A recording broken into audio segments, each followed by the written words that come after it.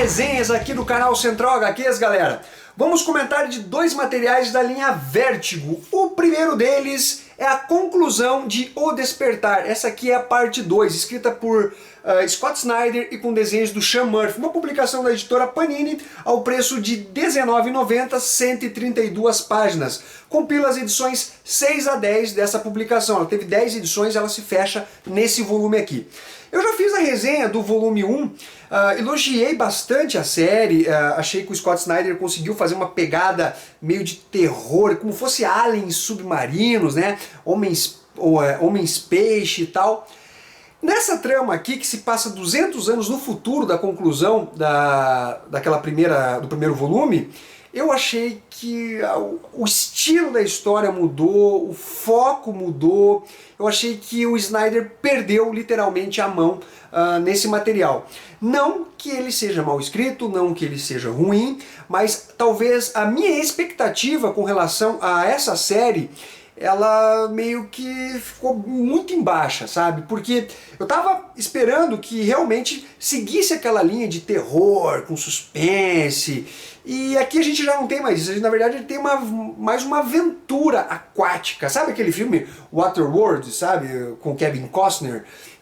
Segue um pouquinho esse lance da toda a Terra estar inundada, as pessoas estão vivendo sobre ilhas artificiais, muitos lugares dos Estados Unidos foram inundados, é mostrado num mapa pela Liu Ward, que seria a personagem principal dessa segunda trama. A gente pode dividir esse material em duas tramas. Exatamente no volume 1, a Lee Archer, né, que é aquela especialista em animais submarinos, em sons, ela escutou aquele som ímpar e tal.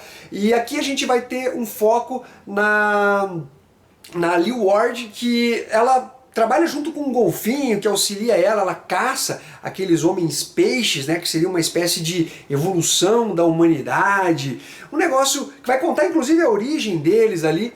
E eu achei que essa trama ela não consegue ter aquele mesmo clima de terror, de suspense, ele se tornou uma coisa mais aventuresca. A Liu Ward ela vai em busca de um segundo chamado, que seria o chamado da salvação, onde tudo vai voltar ao que era antes, tudo vai voltar a ser legal e tudo mais. Aí ela tem que entrar em conflito com uma espécie de facção, de autoridade, que quer impedir ela de chegar nos seus objetivos. Aí, enquanto isso, ela encontra um outro grupo num submarino. Galera, esse submarino ficou muito forçado. Ainda que a história se passe 200 anos no futuro, o planeta passou por uma catástrofe. Então, no primeiro volume a gente tem uma coisa mais linear com o nosso tempo, até em questão de tecnologia. Ainda que a tecnologia talvez seja um pouquinho mais avançada na HQ, não é uma coisa que foge muito do que a gente tem no nosso mundo. E 200 anos no futuro, após aquela catástrofe, era de se esperar, na verdade, que houvesse uma regressão da parte tecnológica. E a gente não vê muito isso. Na verdade, parece até que o mundo evoluiu e muito bem. Criaram um submarino ali que, pô, foi decepcionante. O formato do submarino, a forma de... Olha... Galera, eu fiquei um pouco decepcionado com esse material, como eu falei, não é mal escrito, não me entendam mal, não é um material ruim, mas a minha expectativa pessoal com relação a esse material, eu achei que ficou realmente abaixo, né? A arte do Sean Murphy sempre sensacional, o cara desenha muito, Sean Murphy que esteve na Comic Con Experience, olha só. Arte muito bacana, mas todo aquele clima de terror, aquele clima mais de suspense da série, você não vai encontrar aqui nesse segundo volume. Então, que nota, galera, que eu dou para esse material aqui? Eu vou colocar, não só para esse volume, como os dois volumes, eu vou dar uma média geral, eu vou colocar uma nota 8.3, eu achei que poderia ser melhor, tinha uma capacidade, mas o Scott Snyder eu acho que não fechou muito bem essa série O Despertar. Galera, o próximo material é John Constantine Hellblazer Infernal Volume 4, Medo e Delírio, uma publicação da editora Panini Comics ao preço de R$ 22,90, 164 páginas e compila as edições 62 a 67, escrita por Garth Ennis e desenhos do Steve Dillon.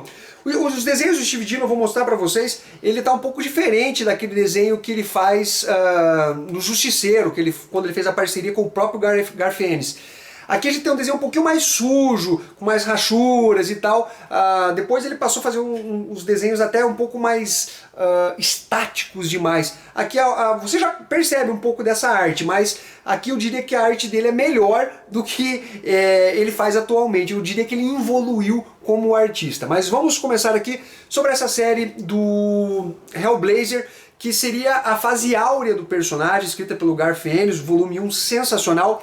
Esse volume 4 eu diria que talvez seja o mais fraco dentre os 4 volumes lançados. Não que ele seja ruim, eu diria um pouquinho abaixo dos demais. Nessa história, Medo e Delírio, a gente vai acompanhar o John Constantine visitando a sua sobrinha Gemma, né? Ele está praticamente casado com a Kitty, né? Ela já está há algum tempo com ele, foi o namorado, acho que talvez que mais tenha durado do lado dele. E ele descobre que a Gemma, na verdade, está sendo iniciada na magia negra por um maluco, por um manezão lá, que inclusive é fã do John Constantine, e ele vai dar uma liçãozinha nesse moleque. Também tem a história do John Constantine conversando com seu antepassado morto, tomando uns conselhos dele. Uma história bem legal, assim, nada fabuloso, mas muito legal a interação do John Constantine com esse antepassado. Também tem a comemoração de 40 anos do John Constantine, literalmente na história, o John Constantine fazendo 40 anos e se vendo as moscas, cadê os amigos, né? Até que ele tem uma surpresa bem bacana nessa festa, os diálogos são muito bem trabalhados pelo Garth Ennis, ele consegue transmitir carisma dos personagens, é muito legal isso. E por fim, para mostrar que o John Constantine ele não só ferra com um demônio, mas também com um anjo. Galera, a trama envolvendo o John Constantine e o anjo Gabriel é foda demais, muito bem bolada pelo Garth Ennis. Ele consegue conduzir muito bem a história. Olha só, aqui os desenhos do Steve Dillon. Deixa eu mostrar um pouquinho mais para vocês. Ó, vocês podem ver que tem mais rachuras, né? Até sombreamentos na arte. Mas você consegue ainda também perceber aquele tom mais estático que ele coloca nas HQs. É de se elogiar essa belíssima capa também que a Panini escolheu, ao contrário do volume 1. Eu achei sofrível aquela capa. Olha só os desenhos do Steve Dillon. Você percebe, obviamente, que ele mantém mais ou menos o estilo atual, mas parece que ele usava mais detalhes na sua arte. E depois aqui, que eu não posso mostrar muita coisa. E falando, né, galera, John Constantine, quem tá do lado dele sempre acaba se fudendo. Não adianta, cara. Ou bicho pra atrair coisa ruim. E depois a gente vai ter uma discussão, né, de relação entre o John Constantine e a Kitty, porque ela foi perseguida por pessoas que queriam ver o sofrimento do John Constantine e resolveram tentar pegar ela. Então ela não ficou muito feliz com isso. Galera, material muito foda, eu com certeza considero a melhor fase do John Constantine, do Hellblazer, essa fase escrita pelo Garth Ennis, se não me engano vai até o volume 83, até a edição 83, então deve vir mais uns 2 ou 3 encadernados de Infernal da série Hellblazer. Que nota que eu dou para esse material aqui? Eu dou uma nota 8.5 e espero que vocês tenham curtido esse vídeo. Curtam, compartilhem e deixem seu comentário se vocês gostaram desses materiais aí. Um abraço para todo mundo e até a próxima!